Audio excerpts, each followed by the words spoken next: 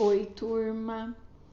Vamos começar então mais uma aula de história do nosso PET 4 e a semana 4. A semana 4, ela traz como tema a sociedade açucareira no Brasil colônia. Ela está nas páginas 71 a 73. Ao colonizar as terras brasileiras, o rei de Portugal, Dom João III, ele teve que escolher o que iria produzir e acabou escolhendo então a cana-de-açúcar, já que ele alcançava altos preços na Europa. O solo e o clima no litoral nordestino eles eram favoráveis ao cultivo da cana e os portugueses já tinham produzido açúcar nas Ilhas da Madeira e Cabo Verde, e havia a possibilidade de aumentar o mercado consumidor.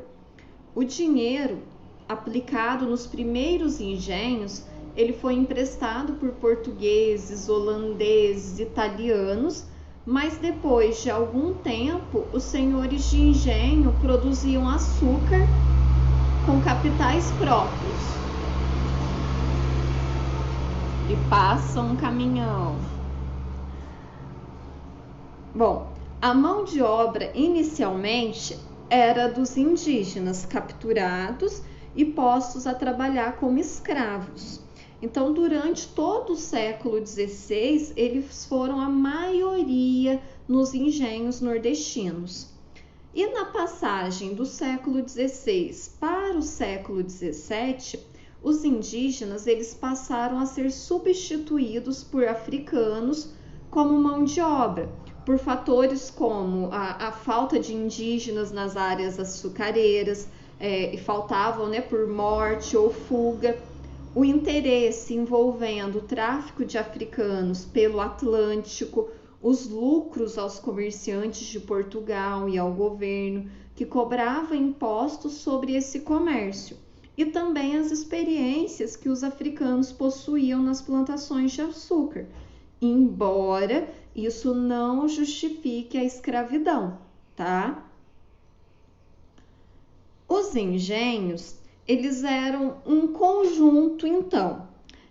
Havia a parte das matas, o canavial, a casa de engenho, onde se produzia o açúcar, a roça, onde se plantavam os alimentos que seriam consumidos aí por todos, a casa grande, que era a habitação do senhor de engenho, a senzala, que era a moradia dos escravos, e a capela, onde se realizavam os batizados, missa, e também havia a moradia dos trabalhadores livres. Então, nessa imagem aí, vocês podem ver algumas, dessas habitações, desses locais que faziam parte, então, do chamado engenho.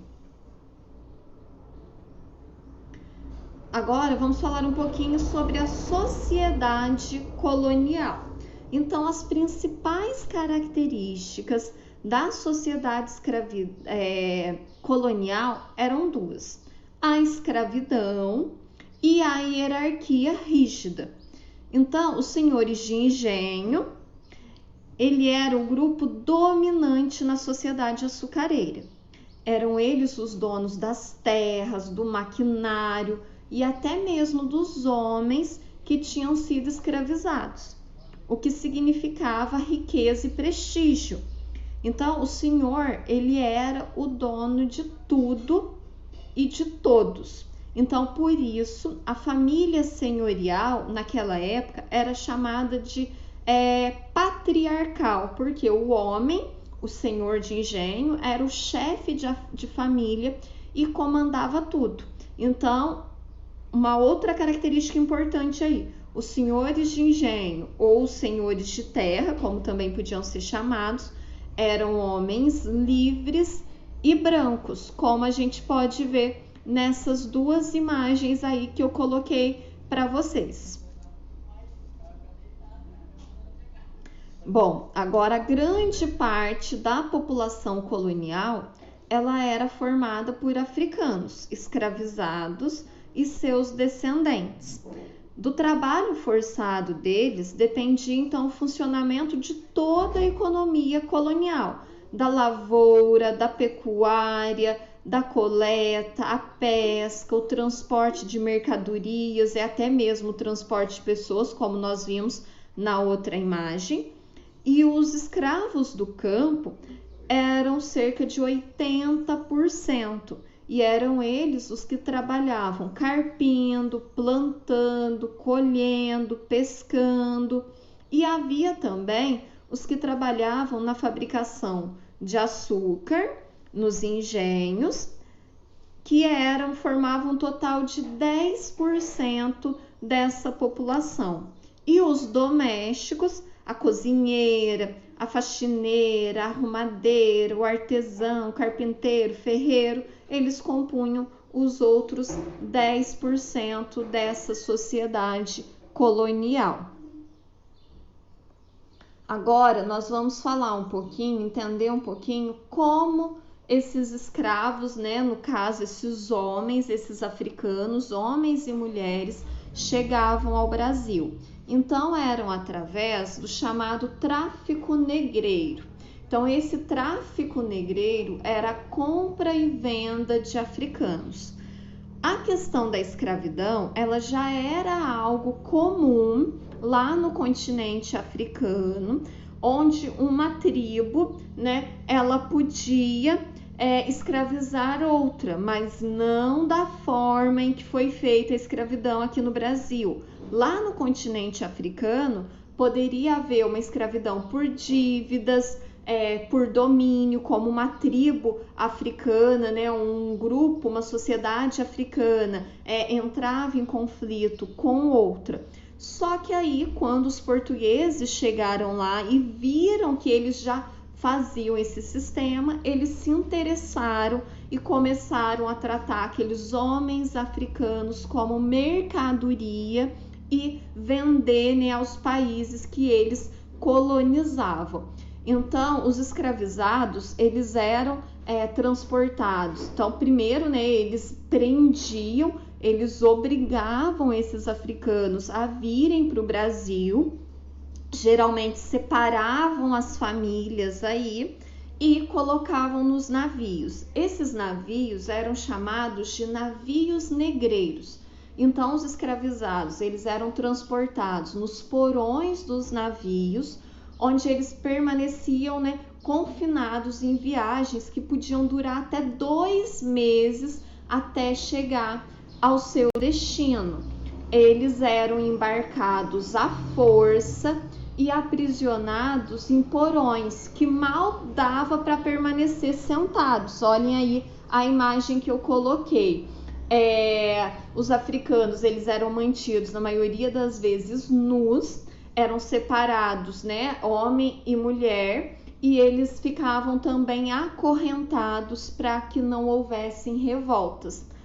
E muitas vezes as mulheres, elas podiam sofrer abusos sexuais aí durante as viagens.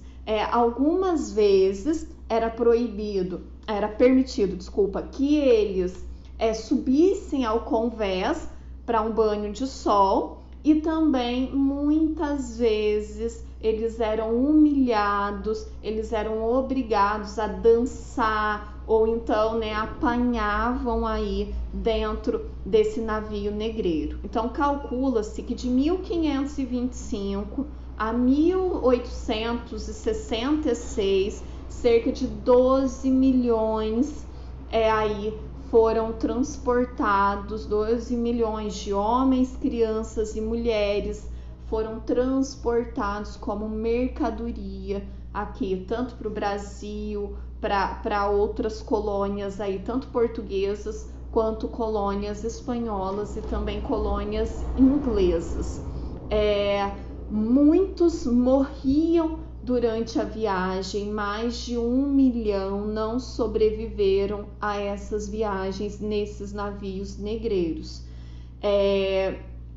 e, né, eles contraíam muitas doenças, contraíam aí, né, muitos problemas de saúde para chegar até aqui ao Brasil. E quando chegavam, eles eram vendidos como mercadorias para as fazendas do senhor de engenho. Coloquei até em uma propaganda, olha só, eram divulgados nos jornais da época anúncios vendendo ou comprando escravos. Então olhem esse daí para vocês verem o absurdo que era. Vende-se um bonito mulato, alfaiate e bom copeiro, de 21 anos de idade. Quem o pretender, dirija-se à Rua da Consolação, número 38. Então tinham feiras em grandes cidades, onde, principalmente na região Nordeste, onde esses escravos eles eram vendidos. Os homens, né, iam lá, observavam o corpo, se esse homem ele era saudável, por exemplo, se ele tivesse todos os dentes bons na boca, era sinal que ele tinha saúde, que ele seria um bom escravo para o trabalho. Uma outra coisa também que é muito importante a gente falar é a respeito dos castigos que os escravos eles sofriam dentro lá das fazendas de engenho ou depois nas minas, né, no processo aí de exploração do ouro. O mais famoso aí dos castigos, né, famoso, mas talvez um dos mais cruéis, que eram usados pelos escravos que eram rebeldes, que tentavam fugir, que tentavam, né, às vezes sabotar também lá o engenho, a produção do açúcar como forma de revolta, era o tronco. Então, o escravo, ele tinha sua roupa arrancada e ele era preso por algemas e correntes a um tronco, geralmente até 2 metros de altura. E a partir daí se formava, né, uma plateia, virava um espetáculo e a tortura começava. Normalmente era feito pelo capataz, que realizava essa punição com uma chibata nas mãos. O indivíduo preso ao tronco, ele tinha suas costas e pernas dilaceradas. O escravo ele podia levar de 20 até 100 chicotadas ou até mais, dependendo da punição que eles queriam dar a ele, e muitos escravos eles morriam durante o castigo. E os que sobreviviam eram obrigados a banhar-se em salmoura, numa banheira com uma solução de água e sal, que tinha, né, uma aceleração na cicatrização dos ferimentos. E imaginem só, né, deveria ser uma dor aí insuportável. Então, mas além desse castigo aí no tronco, haviam outras formas de castigo, máscaras, outras formas de castigar o escravo caso ele não cumprisse com as suas obrigações, desobedecesse ou tentasse fugir, fazer alguma rebelião, sabotar a produção aí. Então era uma situação extremamente crítica e de grande sofrimento para esses homens africanos que vinham para o Brasil. Bom, sobre o local de moradia dos escravizados, chama-se então de senzala. É uma palavra de origem banto que quer dizer povoado, uma comunidade. As senzalas, elas eram moradias feitas geralmente de pau a pique e cobertas de sapê. As famílias, geralmente, elas eram separadas, porque lá no continente africano, as línguas eram variadas. Então, cada comunidade africana, cada povo africano, eles falavam uma língua. Então, o que acontecia? Quando eles vinham para o Brasil, eles tentavam separar, mesclar essas pessoas para que elas tivessem dificuldade de conversar e também para que, né, evitasse que elas tentassem fugir, fizesse uma rebelião. Então, geralmente as famílias eram separadas aí, cada uma vendida para um estado, para uma região, e as senzalas aí eram habitadas por várias pessoas ao mesmo tempo e sem nenhuma condição de higiene, de conforto, de nada. A respeito aí das mulheres, exceto as esposas dos senhores de engenho, elas exerciam algumas profissões. Na verdade, era uma situação de subordinação ao homem. Então, a mulher, ela deveria ter um papel, ela tinha um papel de exclusão social. A mulher, ela era para gerar filhos, e se uma mulher branca e solteira engravidasse, ela podia ser expulsa da sua casa, da sua família e deixadas na rua. Então a mulher, ela tinha que cuidar da casa, mulher branca, né? Mulher de engenho branca, ela cuidava da casa, bordava, lia livros, né? Tinha uma condição de vida aí muito boa, mas subordinada ao homem. Lembra que eu falei que era uma sociedade patriarcal? Bom, agora as mulheres escravas, elas realizavam os mesmos serviços dos homens em diversos setores e eram usadas também dentro da casa grande, que eu falei lá para vocês, que era, né, a habitação do senhor de engenho. Então elas podiam trabalhar como cozinheiras, babás, amas de leite dos filhos dos seus senhores. Então elas cuidavam das crianças e muitas vezes amamentavam. E elas eram chamadas também de mucamas, que eram acompanhantes que ajudavam, né, a sua senhora, a mulher branca, em absolutamente tudo. E havia também as escravas de ganho. Eram escravas que vendiam produtos.